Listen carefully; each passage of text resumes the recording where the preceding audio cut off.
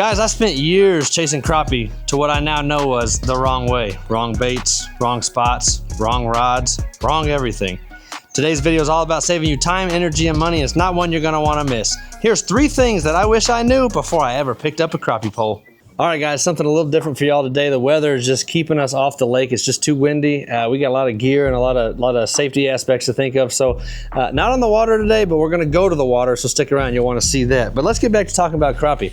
So the first tip I have for y'all, it seems real basic, real simple, but it's just something that gets overthought all the time. And guys, it's simple. Just go where the bait is. Go where the fish get their groceries. So when I started off, I used to hit like points and brush piles, and I would just arbitrarily just go blind cast into these areas. And I wasn't really thinking about the metrics and what the fish actually need / want to be thriving and surviving in their environment. And so one thing that I've learned over the years, and I want to teach y'all and kind of take that learning curve down, is go where the bait is. So one way we do this is we'll use side scan. So we'll use our hummingbird. I have a hummingbird at the dash and I have a live scope at the front, but one thing I'll do is I'll put it on side imaging and I'll drive around and I will look for bait balls. Guys, you're looking for those big balls on the screen that kind of deform and transfer and kind of swim around. If you're using the scope, it's the same thing, but you got to find the groceries, guys. You have to find the groceries, and when you find the bait, you'll find the fish. Now, this is a seasonally changing thing, like I mentioned in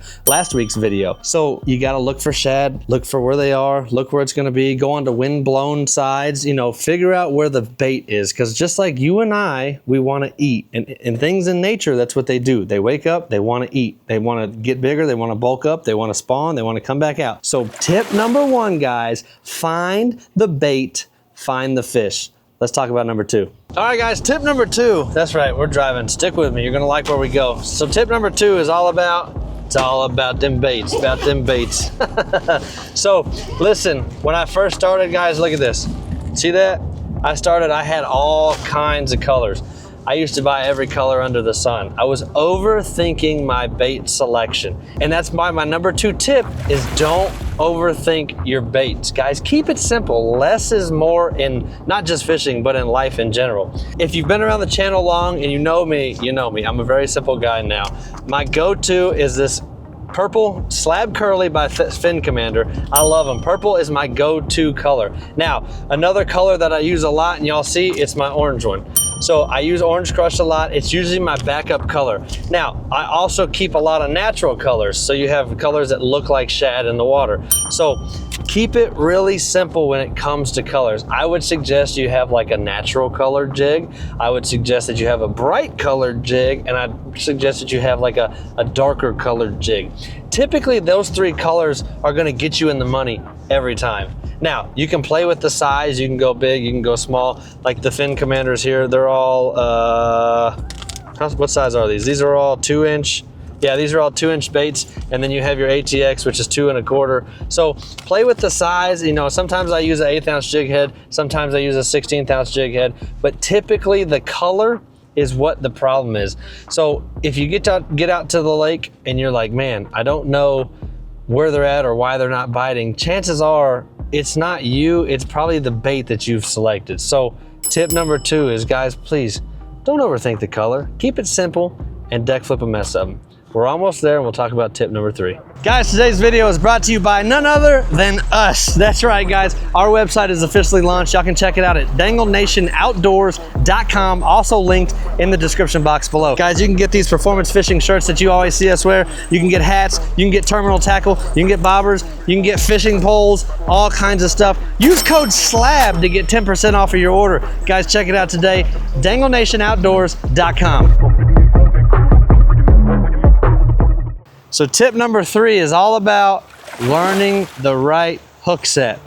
So as you can see, I'm out here, I'm looking for a jerk, and I'm looking for an LMB right now. I had a little time, so I figured I'd come hit the river. So the one thing that I see that most people get messed up on is the hook sets. When you're fishing for crappie, you are not fishing for bass. Flat out not fishing for bass. And what I mean by that is when you go to set the hook, you cannot rip the lip. You can't set the hook all hard like that. Remember, their nickname is literally paper mouth. So if you have a crappie hit and you set the hook like you're hooking into a bass, 9 times out of 10, if you're using too heavy a line, it's gonna rip right out. Now, That said, learning what a crappie feels like is also just as important. So when a crappie hits, it's not typically this big slammed theatrical wham. It's a lot of times it's gonna be just a little thump, you know.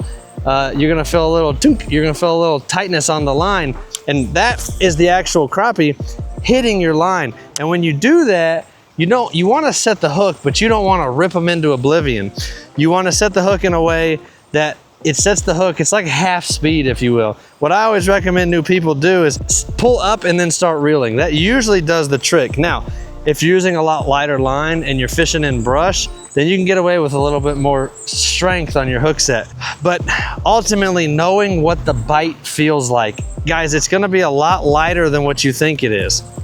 Just by nature of the fish, the bite is not as heavy as you think it is. It's not. So to recap, tip number one, go where the bait is. You wanna go where there's actual food for the fish to eat. You gotta go where the food is, period. Tip number two, make sure you're using the right baits. Like I said, use a natural, a bright, and a shad looking color. Those three things will keep you in the money. And then tip number three, know how to set the hook and what a crappie bite feels like. Bonus tip here, if you're fishing for crappie on a brush pile and you're getting lots of hits and it feels like a little machine gun, that's 9 times out of 10, that's bluegills. So you can usually just leave that spot unless it's middle of summer, because those bluegill will be over the crappie will be down in the pile. But learning what the bite feels like, where they're located, and how hard to set the hook. Guys, I hope this helped you out. I know these are simple tips that some people may say, hey, those are like basic tips, but guys, it's stuff that I myself overthought a lot when I first got started, and something that I do now and I make a conscious effort to do now, and something that I've corrected now. I don't just go out there and rawhide it. I keep it real simple, I keep it effective, and as y'all see, I catch fish.